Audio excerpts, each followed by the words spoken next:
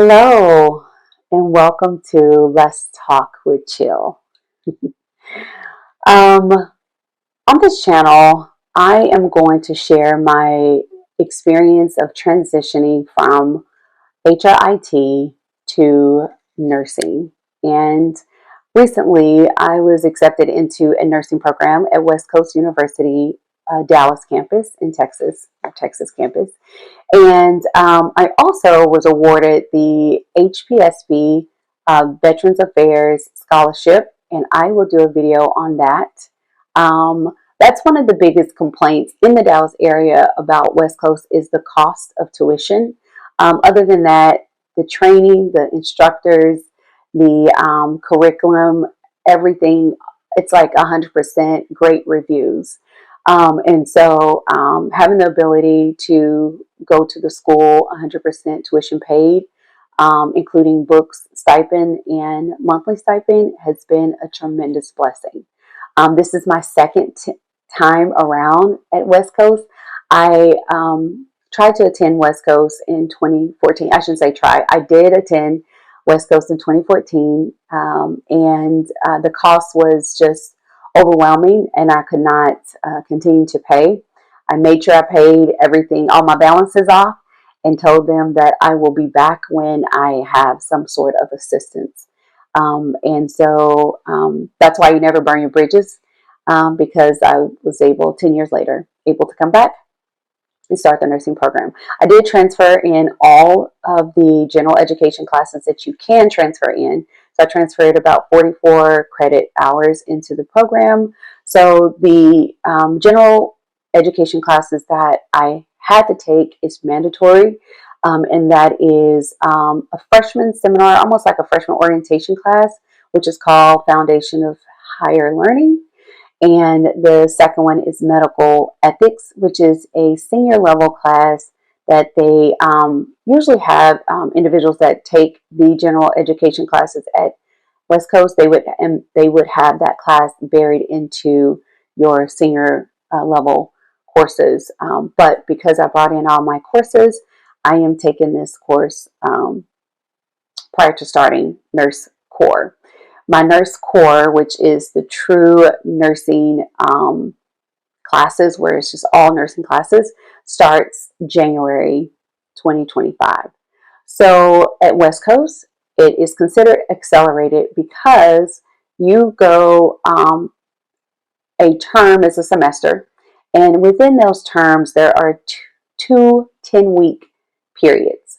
So term one, I have two classes that I'm taking for 10 weeks. The first one, again, is freshman orientation, or as I stated, the Texas campus called this class Foundations of Higher Learning. I think the Miami campus and the campuses in California called them Freshman Seminar. I believe they also in California have a general education capstone. And I believe the freshman seminar and general education capstone is captured into one class here in Texas, which is the Foundation of Higher Learning. Because we every week we have to do discussion boards. It's online, so we do a discussion boards that we have to turn in. You have to respond by Wednesday of every week, and then you have to. You have to post your initial response by Wednesday of every week, and then you have to respond to 2 or 3 classmates to get the maximum. You have to respond to 3 classmates by Sunday, and the week starts Monday through Sunday. Now we go for 8 weeks. It's 8 weeks of learning. So out of the 10 weeks, we're learning the material in 8 weeks. The 9th week, we typically take our final, or if it's not a final exam, our final paper is due that 9th week. And the 10th week is just a session where you're either doing a discussion with your professor, or you're doing your course survey. So for the online class, that 10th week on that Monday, since a week starts on Monday, we have to turn in our course survey on that Monday by 11:59 p.m. Central. For the in-person class, I have the second class that I'm taking is medical ethics, and it is a philosophy class. It's mandatory. I tried to transfer it in from Sophia Learning and study.com, but they would not take it. So medical ethics, which I'm glad, because I've learned a lot in this medical ethics class. It is actually a class that, just really introduces a lot of things that healthcare providers and clinicians, registered nurses, everyone faces during their career. And so I think I would highly recommend you take it. If I know we all try to get as many general education courses transferred. If you have not taken medical ethics in another program that is bachelor or master's degree program, I would definitely recommend taking it. In the class, we had to, even though we were going in person, I would say the only con about this class, because I can go on about pros, especially the instructor, she was amazing. She is amazing. But the only con is we still have to do the same discussion board activities and grades that we have to do as if we were online. So they call this a blended learning. And if you go on in person with all of West Coast University's Texas courses, more than likely you're going to be in a blended learning. And what happens is we still have to meet those discussion boards. We have to meet it by Wednesday of every week for our initial board post, and then respond to 3 or more students, our classmates, by Sunday, the end of the week. On top of spending 3.5 hours in class 1 day a week, having very thorough discussions. On top of that, we have to do a in-class reflection on debates, and there's various debates. There's different debates throughout the week. Every week that we have to write an essay. So it's almost like a 2-page essay, and then of course your title page and your reference page, because everything is done APA. So for medical ethics, we have to do 9 in-person, in-class assignments. But you don't have to turn it in class. You have to turn it in by that Sunday of every week. So we have to do that. On top of that, of course, you're reading and understanding the chapters, because out of the 18 chapters that we go over in the 8-week period or 9-week period, because we do on this 9th week, we are in the 9th week of the term 1. We do have to do 5 chapter reviews, and we have a final exam on 5 chapters of those 18. We do know which chapters. We did receive check your understanding questions. It's almost like a chapter review that I created, like flashcards on Quizlet, only to myself, because I am not trying to get banned or caught for any cheating or anything. But so each chapter that you have check your understanding review questions, we have to go over those. That's like our study guide to prepare for the final. When I post my video on preparing for my next term and how I prepare for my exam or my terms, I will let you know how I do. Right now, in both medical ethics and in the freshman orientation class, or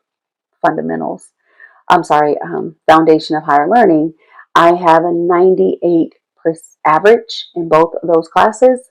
We'll see how I do on the final, because I have done those check your understandings. You can do them multiple times throughout the term. But now we're down to the wire, and I'm trying to get those flashcards in, and I'm trying to get ready, because I take it tomorrow. I'll take the final tomorrow. And then once you finish your final, let me just say, in medical ethics, all the things that we had to do on top of those scenarios, those reflections, essays we had to do, on top of the discussions, on top of going to class, We also had to turn in a term paper, but we had to turn in different parts. Like on week 3, we had to turn in the topic proposal, and that was a 1 to 2 page essay on top of the title and the reference. So every page, I tell you that we have to, where it's required to do a title page and a reference page. So the topic proposal was a 1 to 2 page assignment. The 3rd week, we had to turn in an outline of our term paper. That was, I think it was minimum was 4 pages. And then we had to turn in for our midterm, we had to turn in a presentation. So a PowerPoint presentation with your video, with your face on it, and it's all about your paper. So it's still a part of your paper, but it's just your midterm presentation. Then, and the instructions was to use your outline to turn in that, to develop your presentation. Then on week 8, we had to turn in our final term paper, so our final draft, pretty much. So those are the assignments that we had to do throughout medical ethics. And like I said, this week is our final exam, as well as we had to turn in our reflection for our debates, and we had to do discussions. And of course, we're going on campus. And on campus, we still have the normal 3.5 hours. We're not just going to take the final and leave. We have to go through our in-class assignments and all of those other things. Week 10 for this class is we're going to have to do like a Zoom call. We don't go in person, but we do like a 2.5 hour Zoom call where we are doing an assignment. It's almost like the in-person assignment, the in-class assignment scenario reflection essay that we're going to have to do as our final assignment in this medical ethics. Again, it's a senior level, totally different from the freshman orientation foundation of higher learning class. And so I can show you more detail on what the foundation of learning, but it's really like a typical freshman orientation, learning how to use APA, study your learning styles. You do take a assessment to discuss your learning styles and how you learn. You can also, do a free business learning style, how you learn in the corporate America, or business profile. But we also learned time management study strategies, discuss those study strategies. And then we have a final exam is a paper, a signature assignment. That's a paper about what a graduate student looks like at West Coast University. And so it's been a great class. They also taught us financial management and how to manage your personal finances, as well as if you have any school related finances. So definitely an interesting term. Because I transferred on all of my credits, the next term is pathophysiology. It doesn't matter if you've taken pathophysiology anywhere else at West Coast University, you must take pathophysiology at their school. And their school requires that you take it by itself. So you have to have all your sciences completed, and usually that is in its own term. Usually, I have heard of a couple of students, in my medical ethics class, is taking patho with medical ethics. So I don't know if they had like another general ed with their freshman orientation class, but I thought that was different, that they was actually taking medical ethics with their pathophysiology class. So after pathophysiology, do the 10 weeks, then I would be starting the nursing courses only January of 2025. So that's what we're rooting for. I will again share my grades once in the preparation for patho. I'll probably do what's working best for me in patho, like a midterm type of video, and then share a preparation to or what the nursing core orientation is like and all of that, and then share my grade for patho in that video. Also, I'll do a video on the HPSP later, probably between patho and nurse core, a separate video from the nurse core orientation.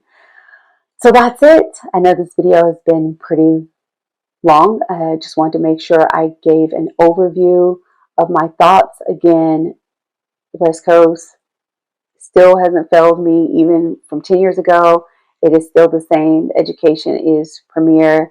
The assignments, the expectations on the students, and the resources. There are tons of resources, like so many resources to make sure you're set up for success. And if you're not, they will reach out to you.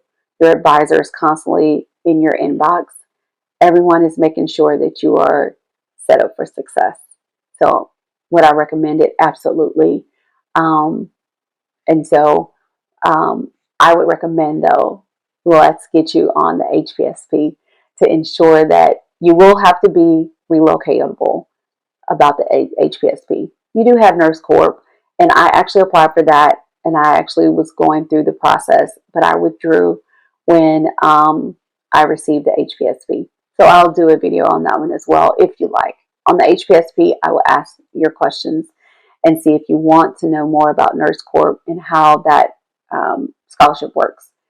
But they were willing to work with me on West Coast University's tuition, which I was surprised that these scholarships were willing to pay the expensive tuition. So I'm going to end this video here because it's pretty long. But definitely be on the lookout for the upcoming video on how to prepare for pathophysiology term and how well I did, because we're going to think positive vibes and God's grace that I passed this medical ethics exam. Thanks so much. Be blessed. Until next time.